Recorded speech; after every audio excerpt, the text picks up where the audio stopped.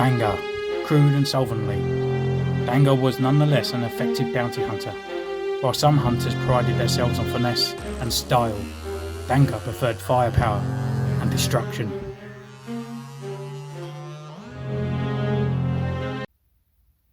Hello, and welcome to Centurion's Corner, and today I'm bringing you the review of Dengar. So this is another one I've had in my collection for a little while before I started doing YouTube, and again it's another bounty hunter that's deserved of his own review. I think this guy always gets a lot of love, even though when you look at him he kind of looks a little bit sorry for himself. To be honest, he kind of looks like an Andrex puppy on a Star Wars set, because he's covered in toilet roll and lots of other people's armour. So it just looks like the Andrex puppies had a good old time, knocked everything over, and this is the result that we got. So with that, we'll take a look at him, and I can tell you why this one's a definite pickup, let alone that he's just a bounty hunter. So as always, we'll start off with his first accessory, which is his gun. So this is a it's a DL19 blaster, which most things always come with, and I have applied some paint to this. It has had a lot of paint rub though, because where I've been getting him out for all the other sort of bounty hunter sort of pictures and stuff, the paint has rubbed off the gun, unfortunately. But I did a bit of a brown stock on there, kind of might show up just a tiny little bit, with a lot of sort of dark black paint, and then a lot of sort of silver sort of brushing over the top of it. I tried to make it as close as I can to the actual prop. I was looking on Google and tried to get it as close as I can. But I kind of like the paint weathering off because it looks alright. But the actual plastic itself, when it come with it, it's just a shame with these bounty hunters. They come out with these guns and they look really cool. But unfortunately, the plastic like they do them in just looks really cheap and nasty. And yeah, and they do need like a little bit of a paint just to spruce them up, just so it brings in line with the figure itself. So that's his DL19, and he also comes with a little blaster pistol. I'm not too sure which one this is, and I can't remember if I actually applied paint to it as well, because my memory is shocking. But yeah, it's just like a sort of bit like a DL44, but it's got like an extra barrel bit at the end there. And yeah, it's not a bad little gun actually. All the sort of details and all that are on there, and the scope, and that fits in his holster on his side. Unfortunately, this little sort of nubby bit here is quite tight, so to get it through the hole and get it all the way in, it's a bit tight. It's a bit of a push to get it in there, but he does hold it quite nicely in his right hand, and you can see some of the paint in Dengar's hand where it's kind of rubbed off. But yeah, he holds that perfectly, just quite nice. You know, sort of like if you want to spruce it up a little bit, you can have that. And also with his DL19 blaster as well, he holds that quite nice. His finger doesn't really sit into the actual hole itself, but he's got a nice big grip on it, and he can grab sort of anywhere on the gun with his other hand. And he just looks pretty badass. So he's quite easy to recreate that iconic sort of Empire Strike Back kind of sort of scene where he's sort of just standing there. So the other accessory that he comes with is his backpack. Can't really call it accessory because he kind of needs it, because otherwise he just looks a bit bland from behind. But we can have a look over it. And the sculpt on this is, you know, again, it's that top-notch kind of looking stuff, you know. It's just that tender loving care that Hasbro sort of give into it that some sort of figures kind of miss out, really. But yeah, I mean, I don't know what this bit, I mean, it kind of looks a bit like a bedroll, and he's got his barbecue grill there, and he's got a little tie with a hubcap, but could be his cooking pot, maybe. I don't know. It's probably all sort of a cool electronic equipment for a bounty hunter, but sometimes you look at these Star Wars stuff and you know, as they use like a lady shaver for a transmitter, and that just plugs in the back on there, and it comes with these little extra kind of sort of ropes, and there's a little tag just there, and just in that little one there, there's an actual hole where it doesn't sit really securely in there. You just got to give it a bit of a push and it will sort of sit in that position, and they sort of just stick there. And yeah, kind of gives off that look that it looks like it goes into his armour, and it's pretty cool, kind of a bit like a Ghostbuster. So with that, we go over his posability, and to be honest, for quite a big chunky guy, he's got quite a bit of good posability really. You can get him in quite a lot of good poses. So with his head, we can look left and right. He's got a tiny bit of a rock on there, and also he can look down and he can look up, which is, to be honest, most Black Series can't really do much of that now, but yeah, because of his sculpt on the back of his head, he can't really do it. His arms, they come up and do a rotation. We've got a rotation at the elbow, and then we've got an elbow bend, which is a little bit more than a 90 degrees.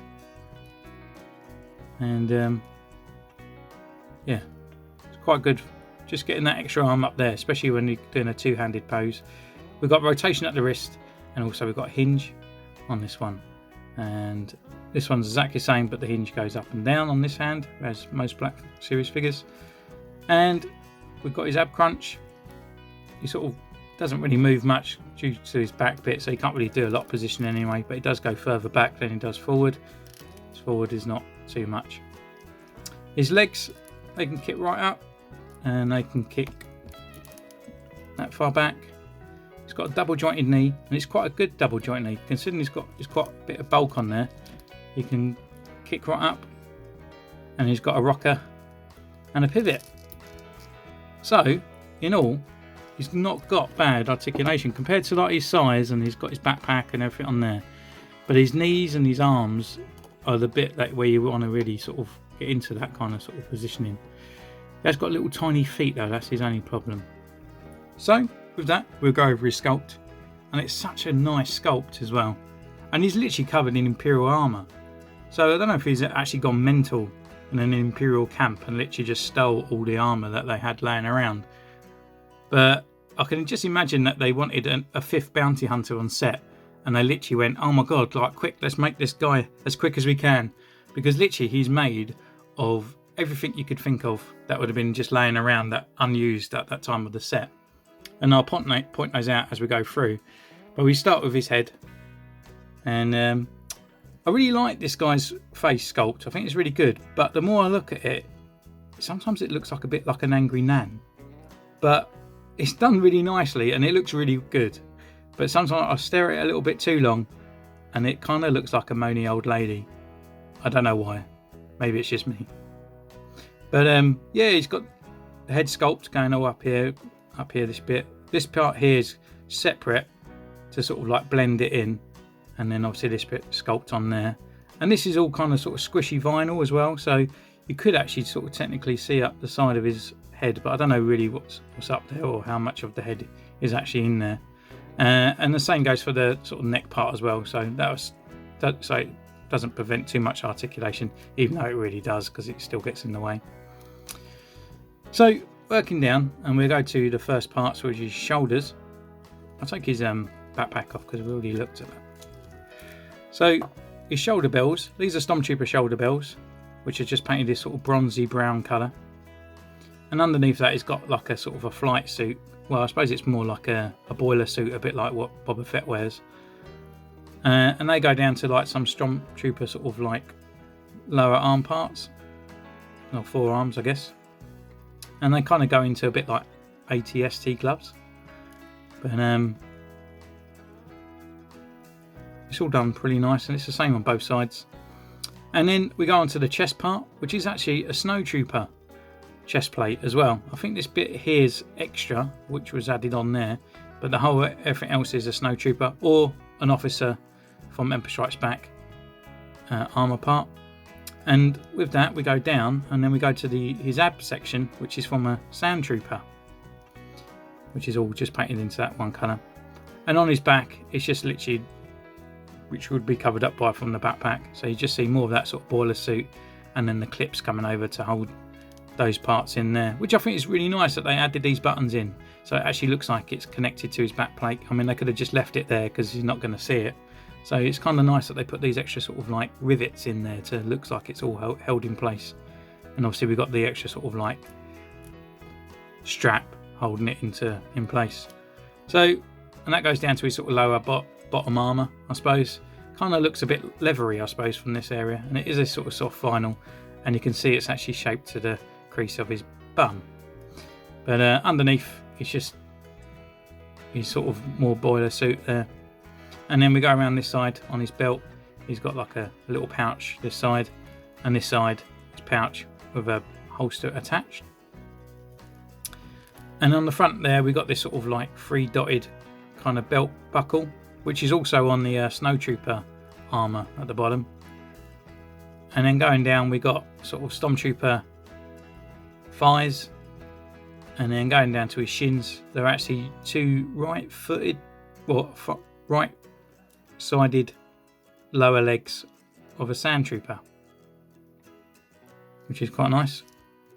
And again, missing the parts at the back, but they're all strapped into place, and it's all painted as well. All the straps are painted really nicely, and we've got all these chips and all that everywhere as well over his armour. It's not too much on the back.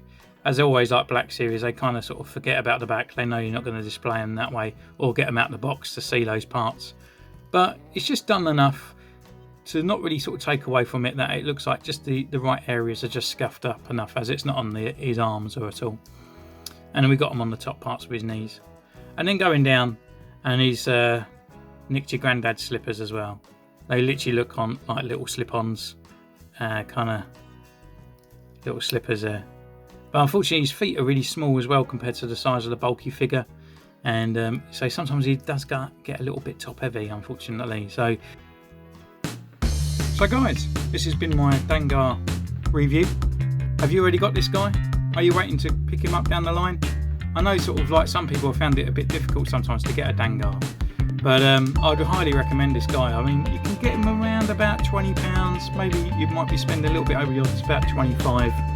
But I highly recommend this guy. You know, he's another bounty hunter. He's another cool, fantastic looking figure, and Hasbro have done really well with this guy. Yeah, his gun might look a little bit cheap if you do pick him up, but a little bit of paint and a little bit of weathering, just as a bit of tutorial for yourself, or a little bit of trial and error.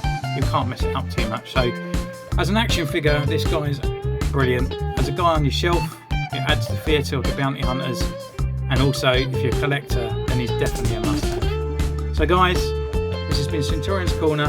You can comment down below, you can follow me on Instagram, and I'll see you later. Bye.